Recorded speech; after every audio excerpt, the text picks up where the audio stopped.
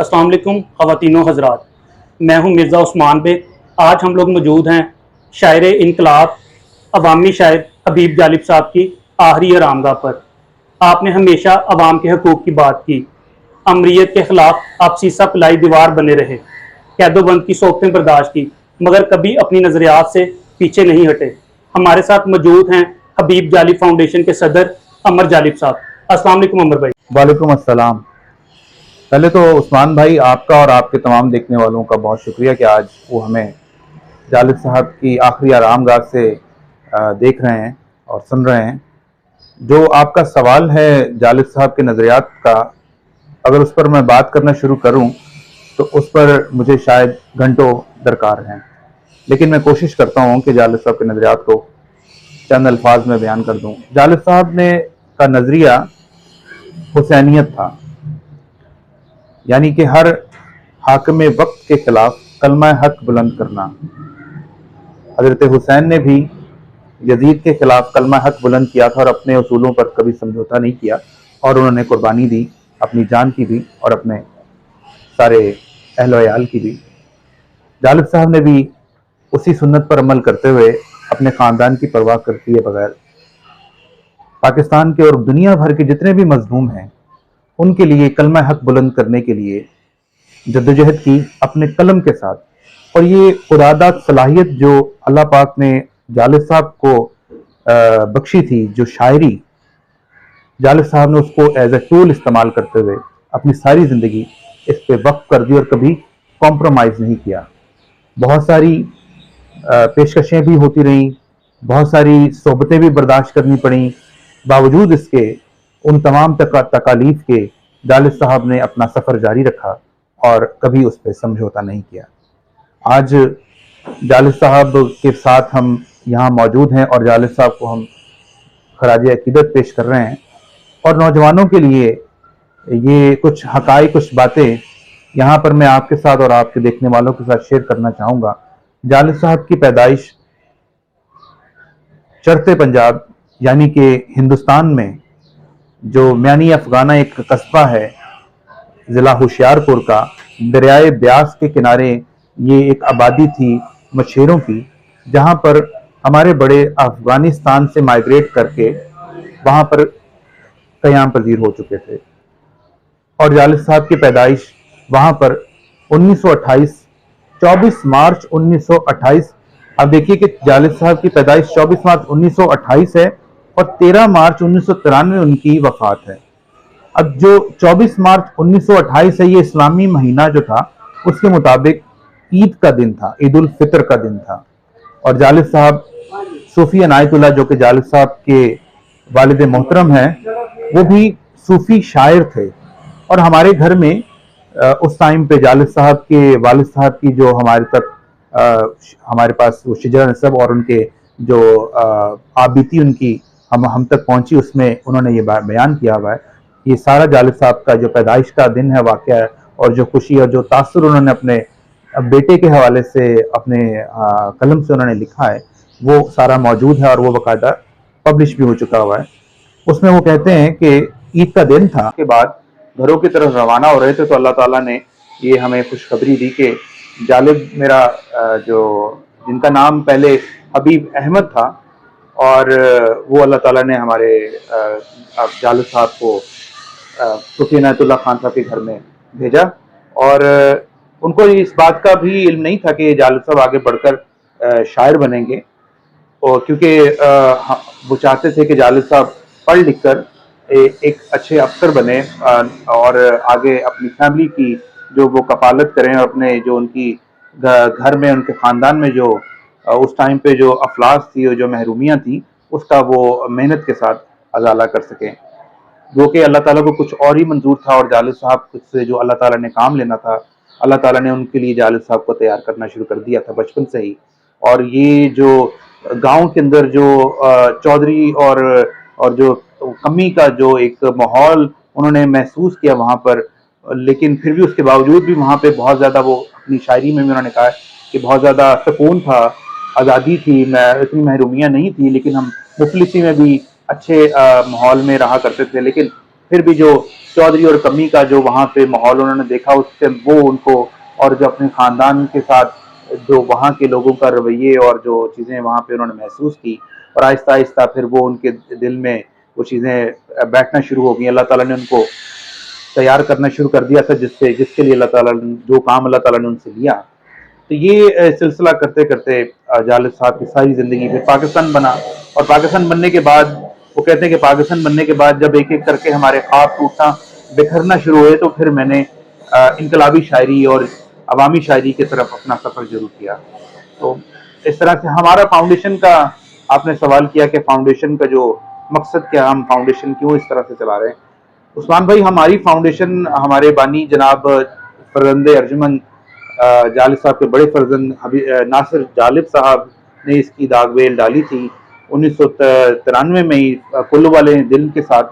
اور یہ ہم نے باقاعدہ 1994 سے اس کا فاؤنڈیشن کا ہم نے آغاز کر دیا ہوا تھا. اس کو 1996 میں ہم نے سپتمبر 1996 میں اس کو باقاعدہ رجسٹر کروایا، اور اس کو یہ آج تک یہ باقاعدہ رجسٹر پلیٹ فارم ہے، جس کا مقصد جالب صاحب کے نظریات اور جالب صاحب کی ادبی خدمات کو نوجوان نسل تک پہنچانا ہے. تو ہم یہ ساری جدوجہد جو ہے 1994 سے لے کر اب تک مسلسل جاری رکھے ہوئے ہیں، اور اس میں کبھی ہم نے اس کو نہیں کیا. ہر دن ہر رات میرا جو بچپن سے جب سے میں نے ہوش سنبھالا ہے، جالب صاحب کے حوالے سے میں نے پڑھا لکھا سنا جو بھی ہے. 1994 سے جالب صاحب کی پہلی برسی سے لے کر اب تک میں اپنے والد صاحب جناب بانی فاؤنڈیشن، ہمارے حبیب جالب میموریل فاؤنڈیشن کے جو بانی بھی تھے اور صدر بھی تھے 1994 سے لے کے اب تک، جن کا انتقال 2020 میں ہو گیا تھا. اور انہوں نے 28 سال جالب صاحب کے اس پیغام کو نوجوان نسل تک اور لوگوں کے حقوق کے لیے جدوجہد میں گزارا. اور وہ تب سے میں بھی ساتھ میں جالب صاحب کے کام کو اپنے والد محترم کے ساتھ لے کر ساتھ میں اس میں حصہ اپنا ڈالتا رہا ہوں.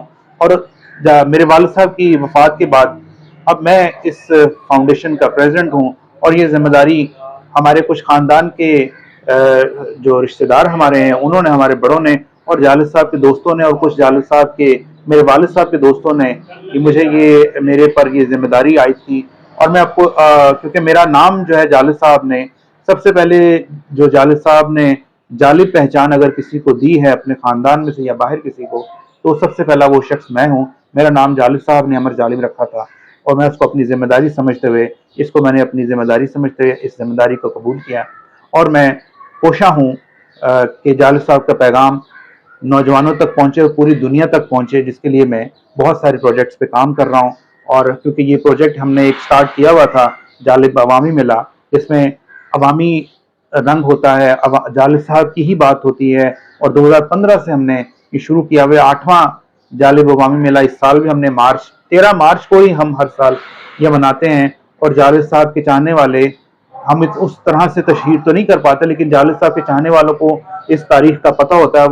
وہ باقاعدہ اس تاریخ کو الحمرا آرٹس کونسل میں تشریف لاتے ہیں. اور الحمرا آرٹس کونسل کا بھی میں شکر گزار ہوں کہ وہ ہر سال ہمارے ساتھ تعاون کرتے ہیں ہماری فاؤنڈیشن کے ساتھ جالب صاحب کو پیغام کو آگے بڑھانے کے لیے. اور ہم اس کے اوپر جدوجہد جاری رکھے ہوئے ہیں. ہم سمجھتے ہیں کہ جو پاکستان اب ہمارے پاس ہمیں میسر ہے، اور جس پاکستان کا خواب حضرت قائد اعظم نے اور حضرت علامہ اقبال نے دیکھا، اور جس کی جدوجہد قائد اعظم کے حقیقی ترجمانوں میں سے سرفہرست جناب حبیب جالب صاحب نے جدوجہد میں جس میں اس کے لیے اپنا کردار ادا کیا، وہ پاکستان آج بھی وہ پاکستان ہمیں میسر نہیں آ سکا. تو ہم چاہتے ہیں کہ آج کے ہمارے نوجوانوں کے لیے اور ہمارے نوجوانوں کے لیے وہ پاکستان یہاں پہ بنایا جائے جس سے ہمارے نوجوان بھی فائدہ اٹھا سکیں اور پوری دنیا اس سے استفادہ کر سکے. تو میں آپ کا شکر گزار ہوں کہ آپ یہاں پہ میرے ساتھ یہاں پہ موجود ہیں. میں اب آخر میں چاہوں گا، پوری دنیا میں حبیب جالب صاحب کی شاعری کے لوگ مداح ہیں. میں سمجھتا ہوں خاص طور پر پاکستان میں آج بھی کوئی سیاستدان تب تک سیاستدان نہیں بن سکتا جب تک کہ وہ ان کی شاعری نہیں پڑھتا. تو ایک میرے ذہن میں مزاحیہ سا سوال بھی آ رہا ہے کہ آپ کو کوئی رائلٹی وغیرہ بھی ملتی ہے؟ جیسے شہباز شریف صاحب، تو ان کی جو دستور نظم ہے وہ ان کی کوئی بھی تقریر تب تک مکمل نہیں ہوتی جب تک وہ دستور پڑھ نہیں لیتے. آپ نے خیر شکریہ، آپ نے یہ سوال ویسے میں اس کا جواب مختصر یہ دوں گا کہ یہ اللہ تعالیٰ کی کرم نوازی ہے کہ جالب صاحب کی نظریات سے وہ لوگ بھی سیاسی امداد لینے پر مجبور ہیں جن کے خلاف جالب صاحب نے یہ کلام لکھا. اور یہ میں سمجھتا ہوں کہ اللہ تعالیٰ نے خاص کرم نوازی کی ہے کہ ان کی سیاست میں وزن ہی نہیں پیدا ہوتا، ان کی سیاست میں وہ اثر ہی نہیں آتا، اس میں وہ تاثیر ہی نہیں پیدا ہوتی جب تک وہ جالب صاحب کے کلام کا سہارا نہیں لیتے. تو میں ان سب کو خوش آمدید کہتا ہوں جو جالب صاحب کے نظریات سے منسلک ہو کے اپنی سیاسی امداد لیتے ہیں. تو میں ان کے لیے دعا گو بھی ہوں کہ وہ اس پر قائم بھی رہیں. اور رائلٹی ہماری یہی ہے کہ وہ جالب صاحب کے نظریات پر چل کر پاکستان کے لیے اور پاکستان کی عوام کے لیے وہ تمام ایسے اقدامات کریں، وہ تمام ایسے کام کریں جس سے تمام پاکستانیوں کی فلاح ہو سکے.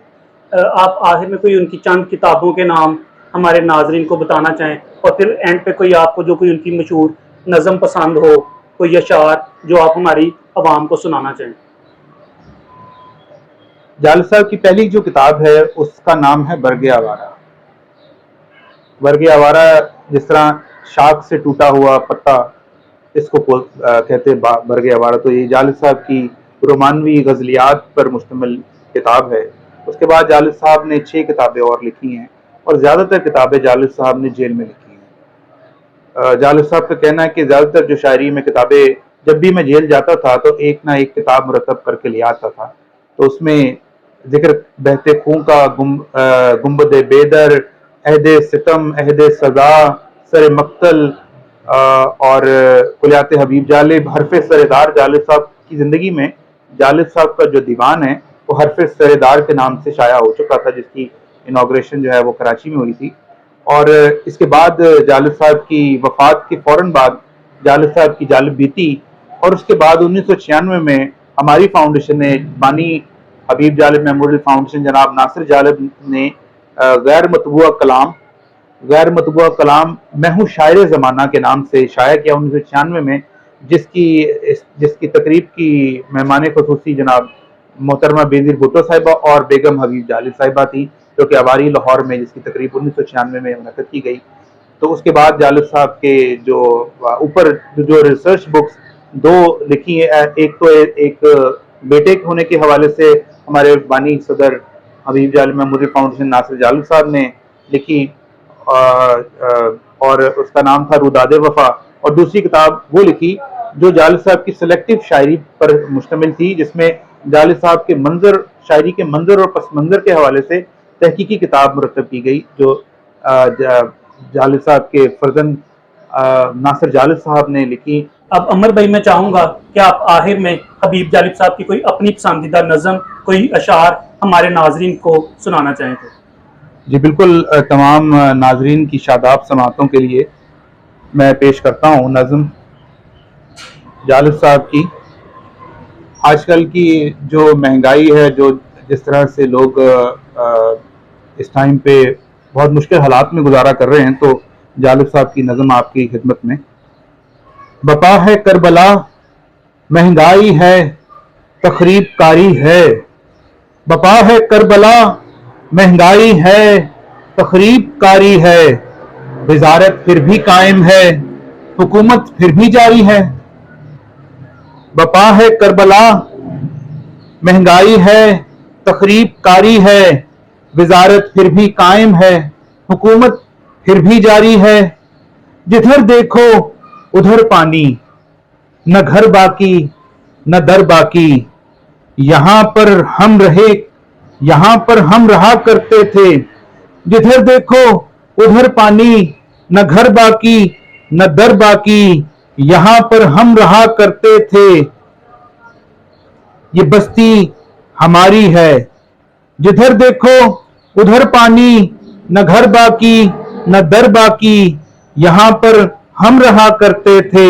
یہ بستی ہماری ہے. حکومت ذات پر جو خرچ کرتی ہے انہیں دے دے. حکومت ذات پر جو خرچ کرتی ہے انہیں دے دے. کہ جن پر دن گراں کٹتے ہیں، جن پر رات بھاری ہے. بپا ہے کربلا، महंगाई है, तकरीब कारी है। निकलना हो गया दुश्वार कितना घर से औरत का, निकलना हो गया दुश्वार कितना घर से औरत का, जिसे देखो वही औरत की इज्जत का शिकारी है, वाह, वही देखो औरत की इज्जत का शिकारी है। और वहां फेफड़े मेरे सलामत रह नहीं सकते। ये जालिब साहब जहां हमारा घर था वहां पे उसकी बैक साइड पे ना एक गंधक का एक फैक्ट्री थी, गंधक सी, जिससे वो केमिकल्स वगैरह बनाते थे। तो उस पर जालिब साहब ने शेर लिखा है, क्योंकि आखिरी अयाम में जालिब साहब बीमार जब हुए तो उनके लंग्स का और उनके लिवर का इशू था, तो वो शेर लिखते हैं उस हवाले से, वहां पर फेफड़े मेरे सलामत नहीं रह सकते, जहां रहता हूं मैं जालिब वहां गंधक पिसारी है, जहां रहता हूं मैं जालिब वहां गंधक पिसारी है। बपा है करबला, महंगाई है, तखरीब कारी है, वजारत फिर भी कायम है, हुकूमत फिर भी जारी है। बहुत शुक्रिया अमर भाई। उम्मीद करते हैं आज की वीडियो आपको पसंद आई होगी। अपना बहुत ज़्यादा ख्याल रखिए। अपने मेज़बान मिर्ज़ा उस्मान बेग को इजाज़त दीजिए। अल्लाह हाफिज़।